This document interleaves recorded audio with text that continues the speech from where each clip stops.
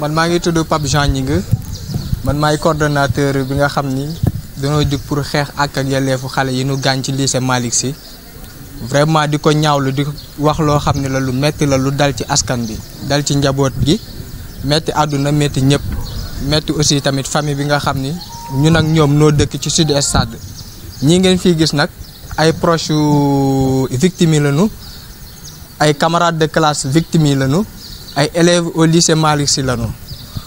donc boo gisee nu woote lii mooy danoo déposé woon benn marche boo xam ne au niveau de la préfecture mais malheureusement préfet bi mënuñu ko autoriser donc comme ñun on est très responsable te li dal xale yi bëgg nun mu dal doomu keneen moo tax nu woote point de presse fii nii pour véhiculer message bi nga xam ne moom la ñu bëgg a jàllale. message bi nag dafa am ñetti point yi jiitu mooy nu jël xale yi fajal ñu leen rek te yàlla tax parce que aussi tamit li leen dal metti na trop waxuñu ni fii aayunu de mais dan ni mën nañ leen a yóbbu à l'étranger ñu évacuer leen à l'étranger pour une meilleure prise en charge parce que ñoom kat képp ku ci soj ku ne da ngay def Europe dem faju ji. donc deuxième point bi mooy gaañ nañu xale yi li ñuy réclamer mooy justice parce que y a des cas similaires yoo xam ni xew na fi ñu gis ko ci université yi gis ko ci lycée yi te loolu buñ ci waxul rek ëllëg mën nanoo fekk ba si suñu kër donc li daal xale yi kenn warul toog rek di ko méttilu da nga cee war a jug parce que mën na xëy dal ci sa kaw parce que ñun ñëpp des fois da ngay am lu la métti nga jug di ko ñaxtu nu dóor la mais pourquoi nu gaañ la pourquoi. troisième point bi mooy gaañ nañu xale yi kenn ki ci bët dañ ko gaañ kenn ki ci bakkan bët nag mënoo dem ci pharmacie ba am ko bakkan tamit mënoo dugg ci biti gi nu jaay la ko donc li ñuy wax mooy nu indemniser leen ba tax xale yooyu noonu bu nu jugee ci lii yàlla def nu wér ak jàmm nu ñëw mën a am insertion bu baax ci société bi sans complexe sans dara nu suivre leen si possible même nu évacuer leen comme ni leen ko waxee woon ci deuxième point bi à l'étranger nu continuer fa seen jàng bu nu ñëwee aussi tamit nampaay googu nuy def ci ñoom mu permettre leen nu am insertion bu baax ci société bi mais aussi tamit nu mën a libre donc ñi nu toogal taxawal nii kii yaayam la moo ko yar ci kër gi ci kanamam la juddoo lépp lu nekk ci xale bi moo ko def parce que pour rappel rek xale bi 18 ans la am ren ji dafa waroon def classe d'examen terminale donc lii xëy dal ko doon na lu metti ba jaaxal na ñun ñii ñëpp. deuxième plan d'action bi mooy dañuy wax procureur de la république mu autosaisir ci dossier bi parce que comme ni ma la ko waxee y a des cas similaires yoo xam ne xew na université xew na ci yeneen marché nu gis ko ba nit ñi ñàkk ci seen bakkan xew na feneen ak feneen tey jii ci lycée bi la xew mais suba mën na ñëw xew ci kër yi loolu la ñuy wax ni loolu il faut que cela cesse parce que aussi tamit dans un état de droit la population elle est sacrée donc li ñuy ñaan mooy procureur autosaisir ci dossier bi situer les responsabilités ba ëllëg lii bañ a amati waaw loolu daal la ñuy ñaan. troisième point bi mooy nampaay bu duun ñu defal ko xale yi pour permettre leen mu am suivi parce que li leen dal psychologiquement mën na leen a jàpp bu amul suivi rek amani ko mën na demee neneen donc pour leur permettre nu revenir à la société am insertion bu baax il faudra que nu defal leen dàmpaay bu dun parce que bët la ak bakkan. mais bien sûr kenn ki classe d'examen la waroon def terminal la waroon a def léegi mi ngi hôpital di faju mais mën na sax bañ a def kii bi mën na bañ a def sax examen bi donc lu doy waar la lu metti la loo xam ni vraiment ñu ngi koy condamné di ko metti lu te li ñu gën a metti mooy amul benn autorité de la région boo xam ni seex na ci yàbbi aussi tamit li ñuy metti lu mooy aussi tamit président keroog dem na ba hôpital principal ci levée corps Habib Faye mais jaarul sax pour xool état santé xale yi te président il est le père de la nation donc li dal suñuy doom ay doomam lañu waroon na faa jaar seet xale yi nu ñu demee vraiment nu ko ci def appel mu dem seeti xale yi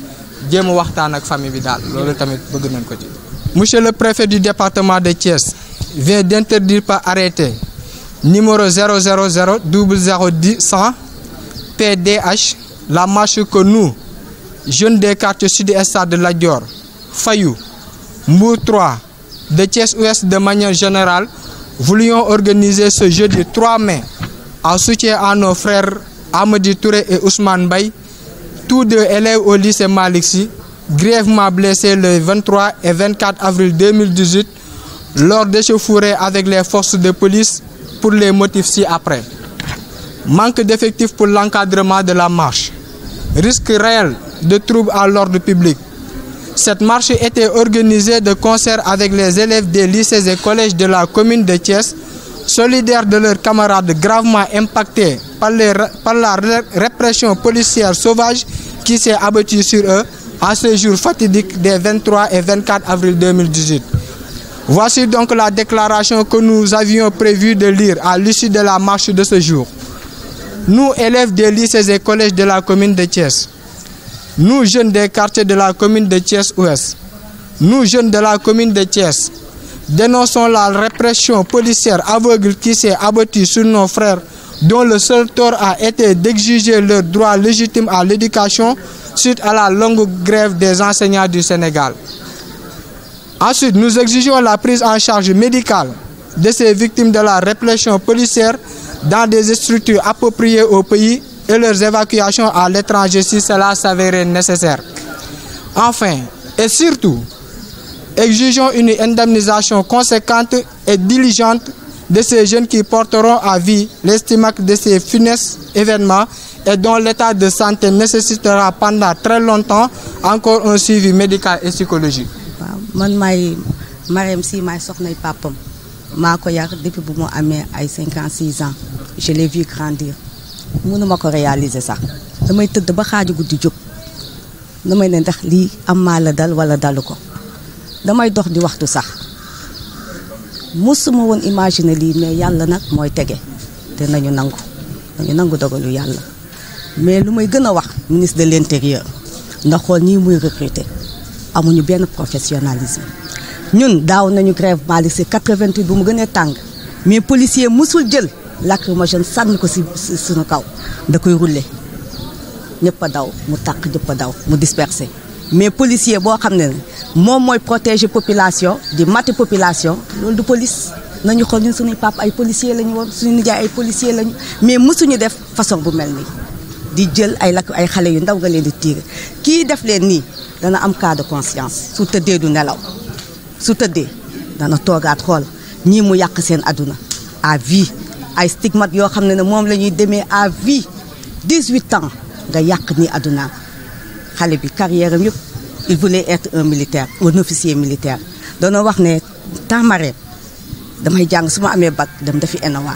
ma ñëw doon lire naa nga di ma tóojal mba na ko ñefel bac bi rek lépp la doon def rek pour am bac dem dafi ENAWA kii tey brisé na carrière am kii dootu mënati def armée lii mu def dana ko téye ba muy xëy di dee du ko fàtte ministre de l'intérieur nag nañu xoolaat ni ñuy recruter dans la police nii duñu ay policier leneen lañu ba mu des ay police ndax policier day couvrir population day protéger population mais pas mater la population ah lii nañu seetaan lu ñuy def ñoo ngi remercier nag Sénégal yëpp amul ku ñu woowul du Europe du États-Unis du Amérique amul ku ñu woowul guddeeg bëccëg 4 heures du matin suñuy portable day fanaane sonné ba bësa fi mu ne suñu kër défilé la lu ñuy défilé guddeeg bëccëg waaw. C'est bon. man tantam réseau des enseignants de l'APR laa bokk maa yore massification ak propagande Macky Sall maa ngi koy ñaan ak Marème Faye Sall xale bi psychologiquement dana ko abattre parce que mënatul nekk ak moromam yi nu mu doon def ak morom di kaf di réer est-ce que dana amaat boobu lii pour nekk psychologie boobu dana amaat pour toog ak ay morom dama bëgg Macky Sall maa ngi koy ñaan man Madame Touré Mariama Adama Sy je suis chargée de la massification et de la propagande du parti maa ngi koy ñaan mu jëlal ma sama doom yi mu yóbbu leen extérieur ñu jàngi mu may leen bourse mën na ko il est capable te xam naa ak Marème Faye Sall maa ngi koy ñaan pour mu yóbbul ma xale yi parce que ñii gëmatuma que nañu amaat courage toogaat bi lycée Malick Sy maa ngi koy ñaan maa ngi remercier Sénégal yëpp waaw amul ku ñëwul amul ku ñu jooylewul waaw merci beaucoup.